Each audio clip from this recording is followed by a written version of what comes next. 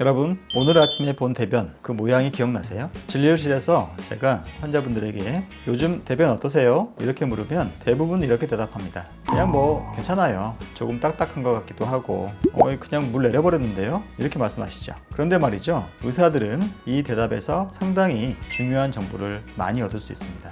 의사들은 환자가 대변하는 것을 환자의 느낌이 아니라 숫자로 대변을 분류해서 보기 때문입니다. 그리고 그 숫자를 이용해서 지금 대장이 너무 게으른지, 너무 과다하게 일을 하고 있는 중인지, 변비인지 설사인지, 또는 약을 늘려야 할지 줄여야 할지, 이런 것들을 판단하는 기준이 되는 것이죠. 오늘은 똥의 모양을 보고 내장 상태를 읽는 법, 그리고 이 기준이 왜 전 세계 의사들의 공용어가 되었는지 꽤 흥미로운 그 의학적 뒷이야기를 들려드리겠습니다.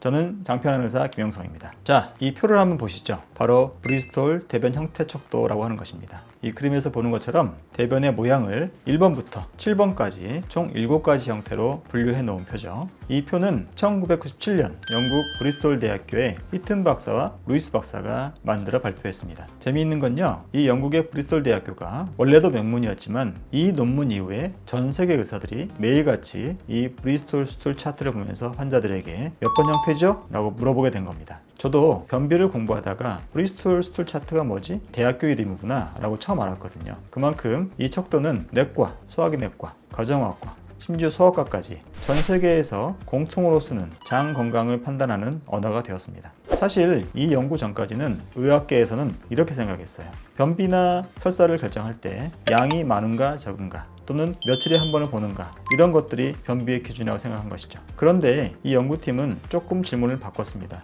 진짜 중요한 건 우리가 먹은 음식이 입부터 대장을 지나 항문까지 나올 때 이 시간을 얼마나 정확하게 반영하는 것인가 라고 생각한 것이죠. 그래서 우리가 흔히 쓰는 관찰했던 대변의 양, 배변의 횟수, 여기와 함께 변의 형태를 포함해서 실험을 하게 됩니다. 아주 고생스러운 레전드 같은 실험인데요. 그 실험 방법을 자세하게 설명드리겠습니다. 이 연구에서는 연구 참여자들에게 방사선을 찍으면, 즉 엑스레이를 찍으면 볼 수 있는 작은 고리 모양의 표지자가 들어있는 캡슐을 하루에 하나씩 4일 연속으로 먹였습니다. 그 캡슐은 지금도 저희가 임상에서 쓰고 있습니다. 저희 병원도 가지고 있는데요. 제가 한번 보여드리겠습니다. 바로 우리나라에서는 콜로마크라는 제품으로 나오고 있는데요. 우리가 먹는 알약 같은 그런 캡슐 모양으로 되어 있습니다. 그런데 이 안에 이 캡슐을 열어보면 이런 작은 고리가 20개가 들어있는 것이죠. 그런데 이런 동그란 작은 고리는 엑스레이가 투과하지 못하는 그런 물질로 되어 있습니다. 그래서 사진을 찍으면 엑스레이상에서 점점점 아니면 동그란 고리의 모양으로 보이게 되는 것이죠. 그리고 마지막으로 복용한 뒤에 24시간 뒤에 첫 2번 본 대변을 전부 모읍니다. 이 대변의 무게를 재고 대변을 모아서 엑스레이를 찍습니다. 아까 말씀드린 것처럼 엑스레이에 불투과한 표지자가 보이기 때문에 사진을 찍으면 똥 안에 있던 표지자가 몇 개인지 셀 수 있겠죠. 그래서 그 안에 남아있는 표지자를 모두 세서 숫자를 알 수 있겠습니다. 그리고 첫 번째 캡슐을 먹은 시간부터 배변했던 시간, 그 사이의 시간과 그 배변 안에 남아있는 이 마커의 개수를 계산해서 특정 공식에 넣으면 입에서부터 항문까지 음식물이 이동했던 시간이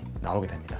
즉 내가 음식을 먹었을 때 몇 시간 만에 변으로 나오는지를 알 수 있는 것이죠. 지금 생각하면 좀 황당하죠. 똥을 모아서 엑스레이를 찍고 그랬다니까요. 상상만 해도 쉽지 않은 연구인데요. 그래도 제 생각에는 직접 손으로 똥을 뒤적뒤적해서 개수를 쉬는 것보다 훨씬 나았을 것 같습니다. 자, 이 연구의 결과는 어땠을까요? 물론 우리가 기존에 알고 있던 배변의 횟수, 그 다음에 변의 양도 변비냐 아니냐, 즉 이동 시간이 빠르냐 늦냐와 상관관계를 보이기도 했습니다. 그렇지만 그 두 가지보다 더 높은 상관관계를 보이는 것이 바로 변의 형태였습니다. 이 그림의 형태처럼 보시면 토끼똥처럼 딱딱한 변, 이런 변은 입부터 항문 끝까지 나오는 평균 이동 시간이 100시간 이상이었고요. 또 7번 형태, 완전히 물로 된 설사를 보이는 사람들은 평균 이동 시간이 10시간 내외였습니다. 즉 아침에 먹은 게 오후에 바로 나와버린 거죠. 자, 이게 어떤 의미일까요? 입부터 대장까지 나오는 그 시간이 길면 길수록 변이 만들어진 과정에서 물기가 다 빨리면서 변이 딱딱해지고 작아져서 염소똥 같이 되는 것이죠.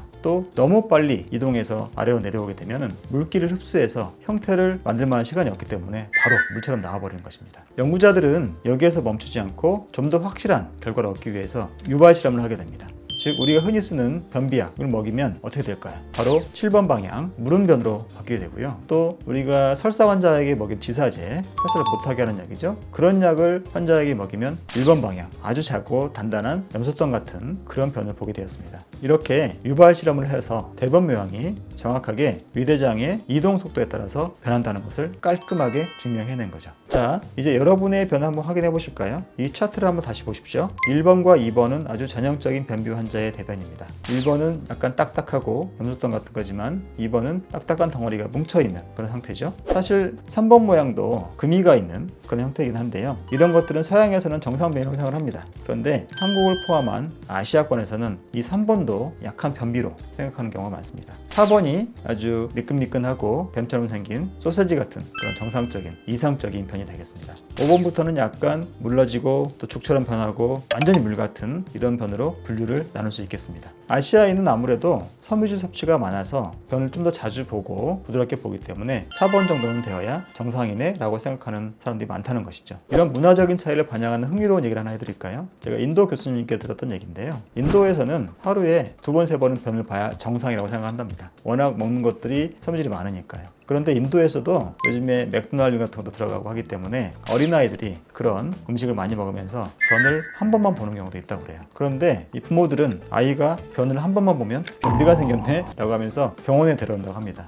우리나라하고 전혀 다른 상황이죠. 또 반대로 남미에 가면 아무래도 물이 깨끗하지 않기 때문에 그 나라 사람들은 설사하는 게 아무렇지도 않다고 합니다. 그냥 뭐 변비 자체가 더 이상한 거고요. 설사를 하루에 물 같은 변을 한두 번 봐도 괜찮네라고 생각하는 거죠. 그래서 우리가 어떤 병을 진단할 때 그 증상이 가지는 불편감이 문화에 따라 다를 수 있다는 걸 충분히 고려해야 됩니다. 제가 이 표를 진료실에서 사용하는 정말 좋아하는 이유는 바로 이 두 가지입니다. 첫 번째로는요, 제가 이 표를 이용하면 환자와 훨씬 정확하게 소통할 수 있습니다. 환자가 좀 나아졌어요 라고 말을 하지만 제 입장에서는 이 차트를 보여주고 지난번에 저한테는 1번이었는데요 지금은 얼마나 됐을까요? 환자에게 물어봅니다. 그럼 환자가 3번이나 4번을 가리키게 되면 좀 좋아진 거죠. 그런데 2번을 가리키게 되면 생각보다는 많이 안 좋아진 겁니다. 이렇게 환자의 증상 개선 정도를 객관적인 지표로 평가할 수 있다는 게 장점이 되겠고요. 두 번째는 이 지표를 이용해서 약 조절의 기준을 삼게 됩니다. 환자에게 가르쳐 줄 수도 있어요. 변비약이나 지사제를 처방하고 나서 앞으로 집에 가셔가지고요. 지금 7번 변 형태가 5번 정도로 좋아지면 약을 좀 줄여주세요.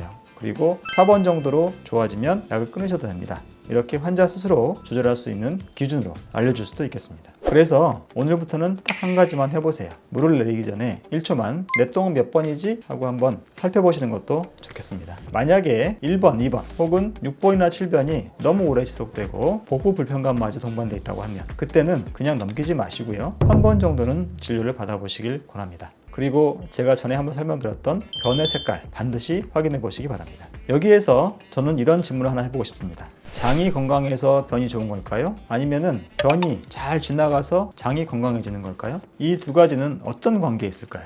이것은 다음 영상에서 조금 더 깊게 파보겠습니다. 구독 그리고 궁금하신 내용에 대해서 댓글 달아주시고 3번에 있는 장편한 김영순 내과를 방문해 주시면 자세히 설명을 도와드리겠습니다. 다음에 뵙겠습니다. 감사합니다.